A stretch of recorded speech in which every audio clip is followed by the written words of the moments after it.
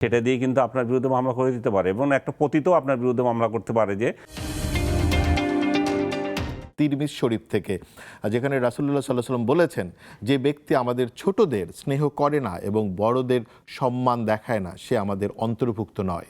শিশুদের জান মাল এবং ইজ্জতের নিরাপত্তা নিশ্চিত করা রাষ্ট্রের ও প্রতিষ্ঠানের বাধ্যতামূলক দায়িত্ব। কিন্তু ধরেন যে আমরা যে মানে এখানে একটা বড় প্রশ্ন হচ্ছে যে এথিক্সের, এবং যারা ধর্মের সাথে যুক্ত সে তো আরও বেশি এথিক্যাল হবেন, কিন্তু আমরা অনেক বেশি শিশু নির্যাতন দেখছি। এটা ছেলে শিশু মেয়ে শিশু বোধ। আর এখন যেটা সবচেয়ে চলছে ময়মনসিংহের যে 11 বছরের বাচ্চাটি হয়ে গেছে। তো এইটা কেন ঘটছে? আর বড় বড় মানে ধরেন মাদ্রাসাগুলোর ভূমিকা কি? মানে আমরা তাদেরকে কোনো নড়াচড়া করতে দেখি না। এটা একটা আপনি রাইটলি পয়েন্ট আউট করেছেন যে মাদ্রাসা শিক্ষা আমরা দিচ্ছি, সেখানে দিনই শিক্ষা শিখবে, সেখানে পরেজগার হবে, সেখানে শিক্ষক ছাত্র সম্পর্ক আরও বেশি মানে ধর্মীয় বিধান অনুযায়ী চলবে। সেখানে যখন এগুলো হয় তখন সত্যিকার অর্থে তখন মানুষ বেশি বিক্ষুব্ধ হয়। এই যে বলাৎকার বলেন, ধর্ষণ বলেন, সেটা কি অন্য জায়গায় হচ্ছে না? অন্য জায়গাতেও হচ্ছে, কিন্তু এখানে অনেকে বলছে বেশি হচ্ছে। আমি বলছি যে বেশি হোক আর কম হোক, কিন্তু এখানে যখন একটাও হয় তখন সেটা বিশেষ করে মানুষের চোখে লাগে। কারণ আমি সাংবাদিক হয়ে যখন আমি এমন অনৈতিক কাজ করব, সেটা মানুষ কিন্তু সহজে নেবে না। একটা চোর আর আমার ভূমিকা একই রকম হলে কি হবে? তখন মানুষ তো এটা নিতে পারবে না যে তোমরা নৈতিকতার কথা বলো, তোমরা আমাদেরকে দুর্নীতি ঘুষ এগুলোর বিরুদ্ধে যেতে বলো, কিন্তু তোমরাই সেটাতে জড়িত হয়ে আছো। তাহলে এই হুজুরদের কাছেও মানুষের প্রত্যাশা অনেক বেশি, যে তারা মনে করে যে ওনারা দিনদার পরেজগার থাকবে, ওনারা কেন এই ধরনের ইয়েতে যাবেন। আমি মনে করি যে এই সমস্ত কর্মকাণ্ড সব জায়গায় হচ্ছে। এটা আপনি কি বড় রাজনৈতিক দল যারা বিশেষ করে ইসলাম নিয়ে কাজ করছে এদেরকে এইসব ব্যাপারে কোনো ধরনের পদক্ষেপ নিতে দেখছেন কিনা? এটাই হচ্ছে আসল ঘটনা, যে হুজুররা এটা অ্যাভয়েড করতে চান ওনারা।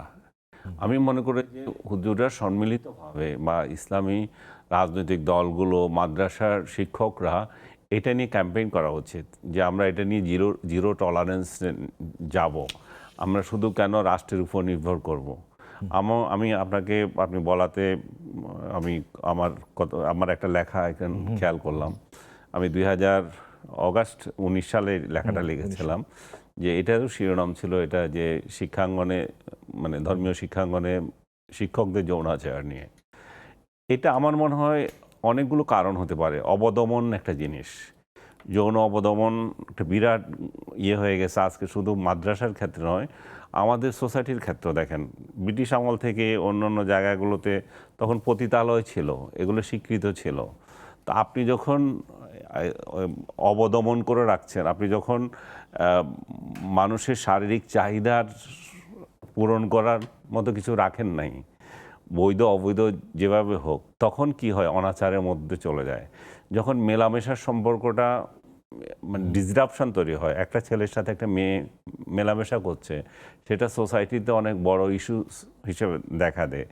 মানুষ তখন এরা একটা মানুষের সম্পর্ক তো মুছবে না। একটা ছেলের সাথে একটা মেয়ে যখন মিশবে, তখন সে শুধু যৌনাচার করবে তা তো না, সে তো একটা মেয়ের সাথে আচরণ কিভাবে করতে হয় সেটাও শিখবে।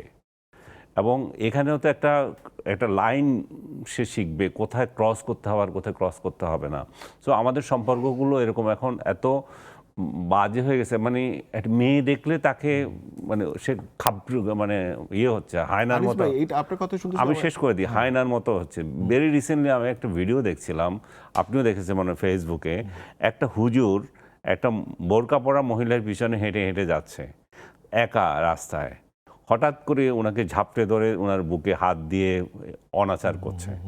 সে একটা মানুষ আরেকটা মানুষের পাশাপাশি হাঁটতে পারছে না। মানে একটা দেখেন বোরকাওয়ালা মহিলা, সেও একটা হুজুর, তারেও সে করতে, মানে আমরা সোসাইটিতে দেখছি এই জায়গায় হচ্ছে। এটা যদি একটা বখাটে ছেলে হইতো তখন আপনি এটাকে ওইভাবে নিতেন না। তাহলে এগুলো হচ্ছে কেন? এগুলো হচ্ছে যে অবদমন, একদিক দিয়ে অবদমন।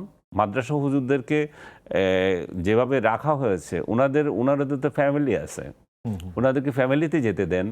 ওনাদেরকে অনেকে মাসের পর মাস পরিশ্রম করছে। মাদ্রাসার যে সমস্ত ইমামগুলো থাকে বা আরও যেগুলো থাকে, ওনাদের কি বলে জানেন, যেগুলো আজান টাজান দেয়, ওনারা কোনো দিনের পর দিন ছুটি পান না। তো ওনাদেরকে হয় ওনাদের ফ্যামিলি এনে থাকার মতো অনেকে ব্যবস্থা করতে পারেন না।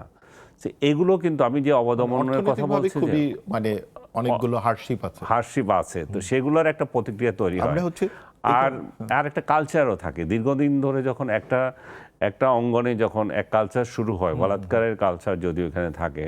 আমি বিরতির আগে বলছিলাম যে আমি 2019-এ যে লেখাটা লিখেছিলাম অগাস্টে, সেটা লিখেছিলাম যে 5 জন ছেলে তাদের এক সহপাঠীকে এইভাবে অত্যাচার করেছে। অত্যাচার করার পর তাকে মেরে ফেলেছে।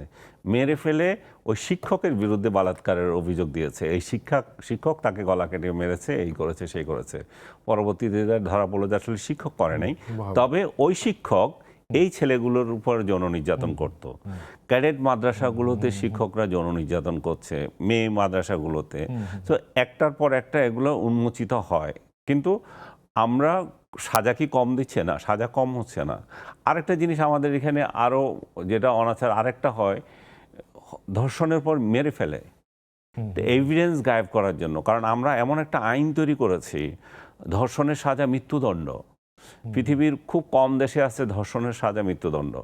আপনি যখন এটা কড়াকড়ি করেন, তখন ভিকটিমকে মেরে ফেলার জন্য তার হয়ে যায়, কারণ এই তো ধরা পড়লে আমাকে অনেকগুলো ঘটনা আমার ফাঁসি হয়ে যাবে। আরেকটা জিনিস আমাদের এই ধর্ষণ মামলায় এখন একটু চেঞ্জ করেছে এটাকে, শিশু এবং এদের ক্ষেত্রে এক ধরনের, ধর্ষণের ক্ষেত্রে এক ধরনের। আরেকটা এখানে আবার একটা ট্র্যাক করে দিয়েছে, প্রলোভন দেখিয়ে ধর্ষণ। সেখানে কিন্তু আপনার বয়সের কোনো সীমাবদ্ধ নাই। 60 বছরের একটা মহিলা আপনার সাথে 2 দিন ঘুরছে, রেস্টুরেন্টে খাইছে, একটা ছবি তুলছে, সেটা দিয়ে কিন্তু আপনার বিরুদ্ধে মামলা করে দিতে পারে। এবং একটা পতিতও আপনার বিরুদ্ধে মামলা করতে পারে যে ও আমাকে প্রলোভন দেখিয়ে ধর্ষণ করেছে। এর কোনো প্রমাণ কিছু লাগে না, এবং ডাক্তার কাছে যাবে, একটা সার্টিফিকেট দেবে।